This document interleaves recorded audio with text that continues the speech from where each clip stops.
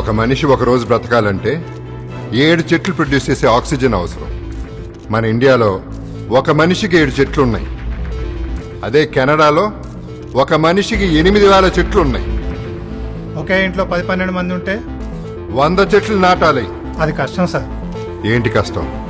ఒక్కసారి ఆ తిమ్మక్కను చూడండి.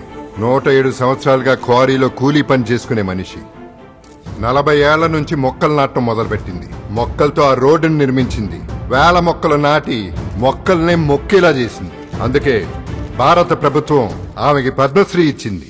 ఆ యంగ్ పొలిటీషియన్ జోగనిపల్లి సంతోష్ కుమార్ గారు గ్రీన్ ఇండియా ఛాలెంజ్ అనే ఇనిషియేటివ్ తో ఎంతో మంది సెలబ్రిటీలతో మొక్కలు నాటిస్తూ మరెంతో మంది సామాన్యుల్ని ఇన్స్పైర్ చేస్తూ ఇప్పటి వరకు సుమారు 16 కోట్ల మొక్కల్ని నాటించారు.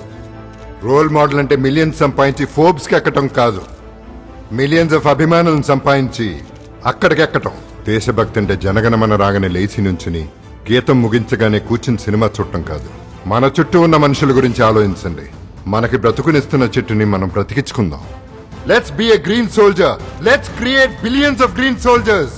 అప్పుడే మదర్ నేచర్ మన దగ్గరికి మళ్ళీ వస్తుంది.